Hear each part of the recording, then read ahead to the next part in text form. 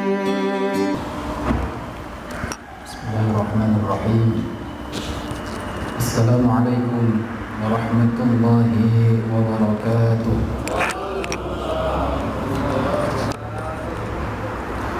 Alhamdulillahi rabbil alamin. Wa bihi nasta'inu ala umuri dunya waddin. Wassalatu wassalamu ala asyrafil anbiya'i wal mursalin سيدنا وحبيبنا وشفيعنا ومولانا محمد صلى الله عليه وسلم وعلى آله وصحبه أجمعين. أما بعد فقد قال الله تعالى في كتابه الكريم: أعوذ بالله من الشيطان الرجيم. بسم الله الرحمن الرحيم. إنما المؤمنون الذين إذا ذكر الله وجلت قلوبهم وإذا تليت عليهم آياته زادتهم إيمانا وعلى ربهم يتوكلون.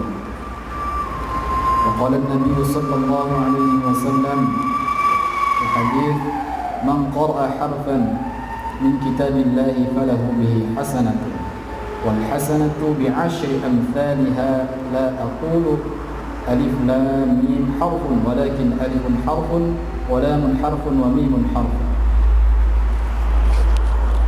Amma ba'd. Yang saya hormati pada seluruh jamaah Komplek Arafah Masjid Baitul Izzah. Alhamdulillah, pagi ini kita bersama-sama telah melaksanakan sholat subuh berjamaah disambung khataman Al-Quran, yang mana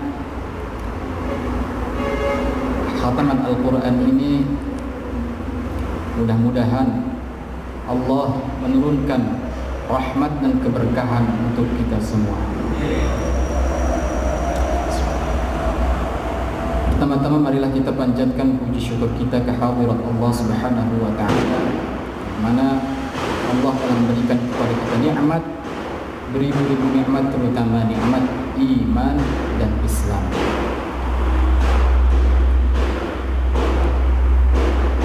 Salawat beserta salam semoga tercurahkan kepada junjungan alam Habibana wa syafi'ana wa maulana Muhammadan sallallahu alaihi wasallam.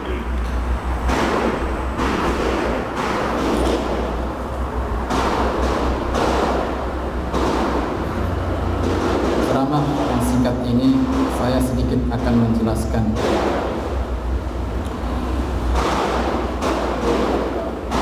bahwa sesuai hadis, man qara'a harfan min kitabillahi falahu bihi hasanatun wal hasanatu bi'ashri amsalih. Barang siapa yang membaca satu huruf dari kitabullah, yaitu Al-Quran, maka akan diberikan pahala atau kebaikan. Satu kebaikan dibalas, dilipat gandakan 10 kebaikan. Wal hasanatu bi'ashri amsalihha. Aku tidak mengatakan alif lam mim itu satu huruf, akan tetapi alif satu huruf, mim satu huruf, lam satu huruf, mim satu huruf. Jadi alif lam mim itu berarti dapat berapa kebaikan? 30. Ya, itu baru baca alif lam mim. Sedangkan kita tadi alhamdulillah masing-masing keluarga sudah membacakan satu juz, yang sudah dibagi juznya. Mudah-mudahan pahalanya masuk ke semuanya, deposit pahalanya masuk makin banyak ya, mudah-mudahan. Dalam hadis lagi ada alladzi yaqra'ul qur'ana wa huwa mahirun bihi ma'as saharatil kiramil bararah. Dari Aisyah meriwayatkan Rasulullah SAW bersabda, alladzi yaqra'ul qur'ana wa huwa mahirun bihi ma'as saharatil kiramil bararah walladzi yaqra'ul qur'ana wa huwa yatata'ta'u fihi wa huwa syaqqun 'alaihi lahu ajran. Alladzi yaqra'ul Qur'an, orang yang baca Al-Qur'an dan ia mahir dalam membacanya, maka ia akan bersama para malaikat yang mulia, yang terhormat. Dan Barang siapa walladzi yaqra'ul Qur'an, orang yang membaca Al-Qur'annya wa huwa yatata'u, terbata-bata atau kesulitan membacanya, maka ia akan mendapatkan 2 pahala. Semuanya dapat pahala. Walaupun sekalipun kita baca Al-Qur'annya terbata-bata, bersusah payah, tapi mendapatkan 2 pahala. Pahala yang pertama yaitu dari bacaannya, yang keduanya dari berusaha ingin memperbaiki, ingin bisa, itu dapat pahalanya 2. Jadi jangan khawatir, orang yang belum baca Al-Qur'annya mahir atau masih terbata-bata pun akan mendapatkan pahala. Masya Allah, bahwa sangat mulia sekali orang yang sering membaca Al-Quran, apalagi orang yang sampai hafal Al-Quran. Karena iqra'ul Quran fa innahu ya'ti yaumal qiyamati syafi'an li ashabi. Ya, Al-Quran akan datang pada hari kiamat menjadi penolong. Ya, itu nanti Al-Quran tuh sekarang aja bentuknya kitab, nanti di yaumil mahsyar, nanti di akhirat wujud, ya, bersaksi ketika kita disidang di persidangan Allah nanti, ya, amal baik dan amal buruk itu kalau kita sering membaca Al-Quran itu nanti akan menjadi penolong, ya, berbicara nanti di hadapan Allah Subhanahu wa ta'ala. Ya, makanya mudah-mudahan adanya kegiatan ini, ya, dari salah satu keluarga, dari putra-putri kita, ya, dari putri bapak-bapak, ibu-ibu, salah satunya mudah-mudahan ada yang menghafal Al-Quran. Karena satu anak menghafal Al-Quran akan menarik 7 orang keluarganya dari siksa api neraka. Masya Allah. Bagaimana bapak-bapak yang sudah berumur, apakah masih bisa ada kesempatan untuk menghafal? Boleh, ya, karena menghafal Al-Quran bukan untuk diburu-buru, bukan untuk ditunda-tunda, tapi untuk dinikmati. Menghafal Al-Quran bukan untuk diburu-buru. Menghafal Al-Quran bukan untuk yang muda, bukan untuk yang tua, tapi untuk setiap yang mengharapkan pertemuan dengan Allah dalam keadaan terbaiknya. Menghafal Al-Quran bukan semata-mata untuk hafal, tapi untuk semakin dicintai. Maka semakin berumur mestinya semakin butuh Al-Quran. Semakin berumur semakin butuh Al-Quran, karena tengah butuh-butuhnya pada cinta dan kasih sayang Allah. Ketahuilah, kehebatan anak kecil yang hafal Al-Quran itu bukan untuk masanya, tapi untuk kemuliaan masa tuanya. Untuk kemuliaan masa tuanya. Makanya saya selalu melihat, alhamdulillah, bersyukur banyak sekarang para hafid-hafid kecil yang sudah 30 juz, ada yang usianya 6 tahun, 5 tahun, 7 tahun, bahkan ada yang umur 4 tahun setengah mungkin.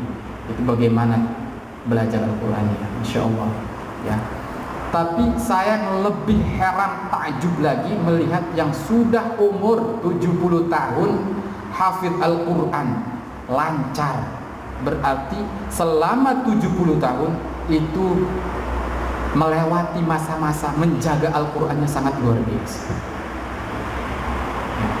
Jadi saya sangat lebih takjub lagi melihat orang yang sudah tua hafal Al-Quran dari usia kecil mungkin, terus beliau menjaganya umur 20-30 sampai masa senjanya, tetap hafalannya masih terjaga. Ya, inna nahnu nazzalna dzikra wa inna lahu lahafizun. Wahyu pertama kepada Rasulullah SAW kan Kanjeng Nabi umurnya 40 tahun. Berarti Nabi kita Nabi Muhammad SAW itu menghafal Al-Quran di usia 40 tahun. Ya, bahkan ada riwayat ketika menghafal surah Al-Baqarah ayat 281 turun, ayat yang Al-Baqarah ini 3 hari sebelum beliau wafat. Para sahabat pun banyak yang baru kenal dengan Al-Quran setelah berumur, tapi mereka begitu gigih menghafal Al-Quran, ya. Walau kata Ibnu Mas'ud dalam perjalanannya banyak yang hanya hafal 1 huruf atau 2 huruf, keburu meninggal. Para sahabat Masya Allah gigih. Banyak para sahabat pun yang menghafalnya di usia lebih dari 40 tahun, 50 tahun. Makanya para bapak-bapak dan para ibu-ibu, tidak ada kata terlambat sebetulnya. Mau belajar Al-Quran, setidaknya lancar bacaan Al-Quran kita. Lancar bacaan Al-Quran kita. Mudah-mudahan, karena bukan tidak ada waktu sebetulnya, kitanya yang belum bisa menyempatkan waktu. Nggak ada waktu Pak Ustaz. Kalau udah kesibukannya kerja inilah itu. Tapi Al-Quran akan tetap mulia sampai hari akhir. Kita yang butuh Al-Quran, bukan Al-Quran yang butuh kita. Ketika kita dengan berinteraksi dengan Quran, maka kita semakin akan naik derajat kita, insyaallah. Baik, tema kita pada pagi ini yaitu meningkatkan iman dan imun bertilawah dengan bertilawah Al-Quran. Yang pertama saya akan menjelaskan tentang iman dulu. Iman itu menurut ulama, iman secara istilah agama yaitu khamsanuna, ada 5 nun. Yang pertama, iman, al-iman i'tiqadun bil jinan. I'tiqad bil jinan, keyakinan dengan hati. Dari hati, keyakinan dan hati, iman.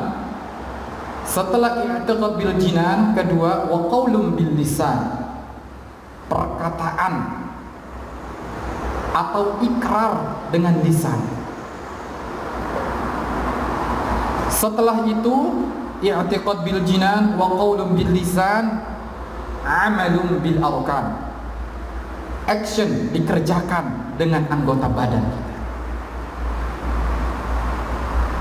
Yang keempat, yazidu bi ta'atir rahman, bertambah taat dengan Allah, bertambah taat dengan Ar-Rahman, dengan Allah, ya. Jadi iman bisa bertambah taat, ya. Kalau kita selalu dekat dengan Allah, selalu ibadahnya selalu ditambah, akan bertambah iman kita.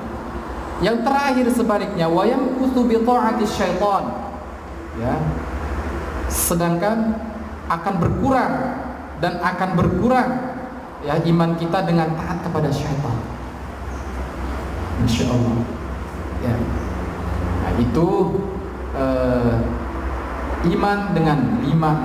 Ya, kita kembali lagi rukun kita. Al-imanu arkanul imani sittatun, amantu billah wa malaikatihi wa kutubihi wa rusulihi wal yaumil akhir wa bil qadri khairihi wa syarrihi minallahi ta'ala. Jelas, rukun itu namanya pondasi, bahwa kita beriman, yakin, beriman kepada Allah, beriman kepada malaikat-malaikat Allah, beriman kepada kitab-kitab Allah, beriman kepada Rasul, ya, yang beriman kepada percaya hari akhir, bahkan akan ada hari akhir, hari kiamat. Percaya qada dan qadar, ya. Nah, percaya qada dan qadar. Nah, sekarang kita ini di masa pandemi ini, bahwa sudah dalam Al-Quran disebutkan ma asaba min musibatin fil ardi wala fi anfusikum illa fi kitabin min qabli an nabra'a, surat Al-Hadid, ya. Ketika musibah diturunkan, ya, di bumi ini dan kepada diri kita sendiri, wala fi anfusikum illa fi kitabin min qabli an nabra'aha, itu sudah tertulis di Lauhil Mahfuz. Di Lauhil Mahfuz sudah tertulis, ya, sebelum diciptakan, min qabli an nabra'aha, inna dzalika 'ala Allah yasir, sangat mudah bagi Allah, ya, sesuatu itu sangat mudah bagi Allah. Jadi kita harus selalu menerima semua apapun yang Allah sudah berikan ujian kepada kita. Di masa pandemi ini banyak sekali orang kehilangan pekerjaan, banyak yang berkurang penghasilannya, banyak yang kesulitan. Tetapi kita harus selalu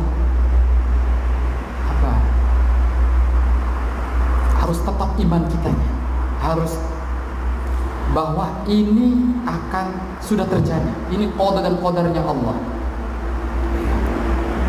harus sudah ketetapan dari Allah Subhanahu wa ta'ala. Ayat yang lain tentang iman, innamal mu'minuna alladzina idza dzukirallahu wajilat qulubuhum wa idza tuliyat 'alaihim ayatuhu zadatuhum imanan wa 'ala rabbihim yatawakkalun. Sesungguhnya orang-orang yang beriman adalah mereka yang apabila disebut nama Allah gemetar hatinya, dan apabila dibacakan ayat-ayatnya kepada mereka bertambah kuat imannya, dan hanya kepada Allah mereka bertawakal. Ayat Al-Quran surah Al-Anfal ayat 2. Ini Masya Allah ya, iman kita ini harus selalu kuat, jangan sampai tergoyang ya, karena segala sesuatunya sudah terbaik. Saya ingat cerita Nabi Isa alaihissalam. Di masa Nabi Isa alaihissalam ada suatu kaum Nabi Isa yang sedang menangis di depan kuburan karena baru menikah, mungkin masih usia muda, ditinggal istrinya. Meninggal dikubur, lalu si suaminya ini di kuburan istrinya nangis. Pas kebetulan lewat Nabi Isa alaihissalam, lalu bertanya, kenapa anak muda? Jadi ibaratnya pengen dihidupkan kembali. Nabi Isa itu kan mukjizatnya bisa menghidupkan orang meninggal, bisa menyembuhkan orang buta, banyak mukjizat, bisa menyembuhkan orang yang sakit.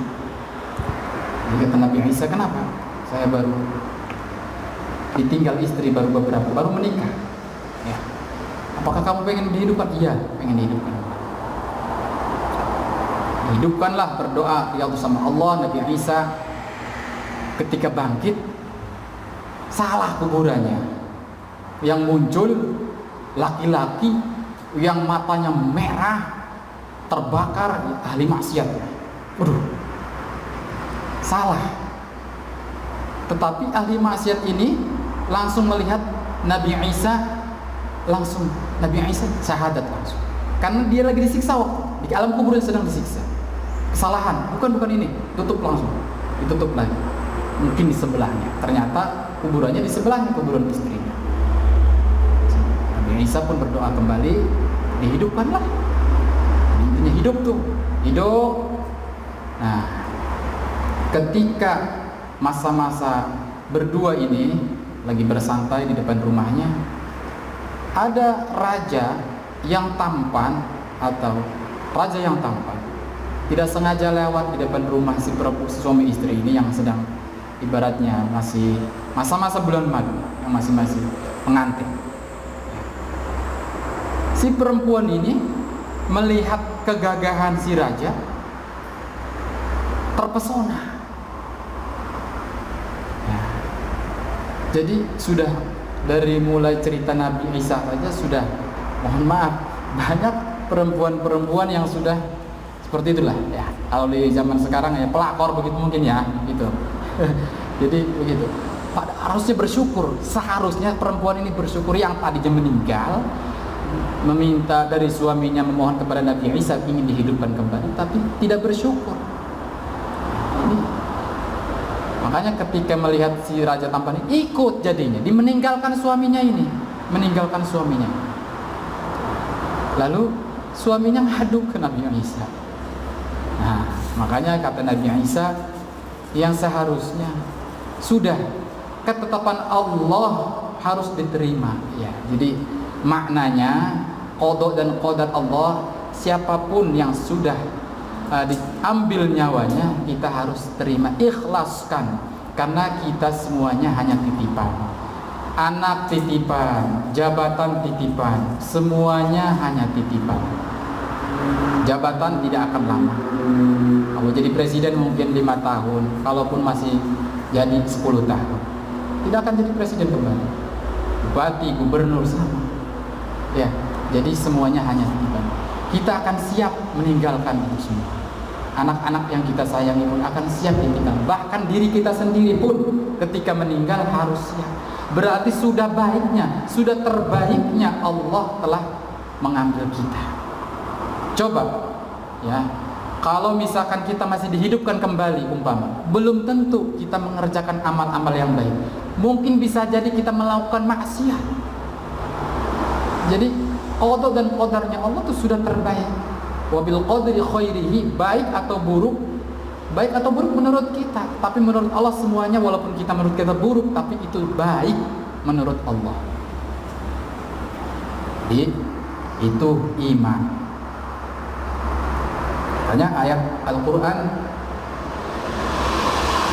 di juz 2 surah Al-Baqarah, وَلَنَبْلُوَنَّكُمْ بِشَيْءٍ مِّنَ الْخَوْفِ وَالْجُوعِ وَنَقْصٍ مِّنَ الْأَمْوَالِ وَالْأَنفُسِ وَالثَّمَرَاتِ وَبَشِّرِ الصَّابِرِينَ.